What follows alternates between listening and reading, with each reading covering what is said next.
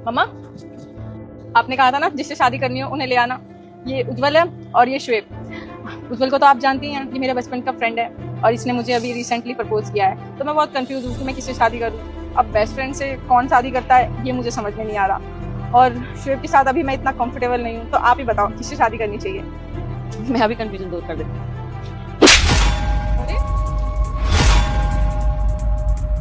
Aunty, आपने मेरे ऊपर हाथ क्यों उठाया? मैं जानता हूँ कि आप मुझसे बड़े हो, आप सताक्षी की मम्मी हो, मैं आपकी रिस्पेक्ट करता हूँ, लेकिन ये कोई तरीका नहीं हुआ ना। आप बताइए, आपने मेरे ऊपर हाथ क्यों उठाया?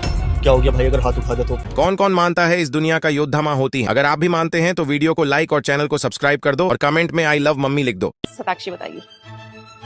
मैं ना बहुत कंफ्यूज थी कि मैं तुम दोनों में से किससे शादी करूं।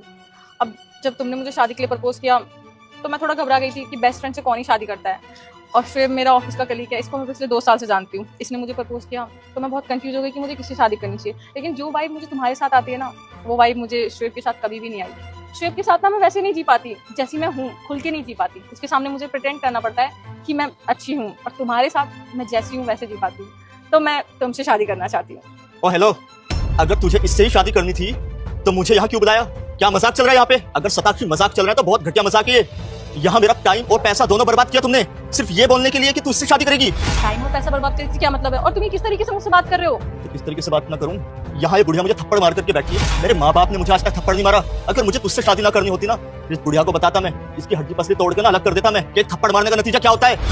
तुम ऐसे हो मैंने कभी सोचा भी नहीं था। अच्छा हो तुम्हारा ये चेहरा ना मेरे सामने जल्दी आ गया, वरना अगर मैं तुमसे शादी कर लेती तो मेरी जिंदगी खराब हो जाती। जिंदगी खराब? अभी जिंदगी खराब कहाँ की है? फालतू की बकवास करेगी ना, देख थप्पड़ तुझे भी दूंगा। हेलो, अपनी लिमिट में रह। शायद यही रीजन है कि सताक्षी ने तुझे नहीं मुझे चूज किया, क्योंकि यही है तेरी असलियत।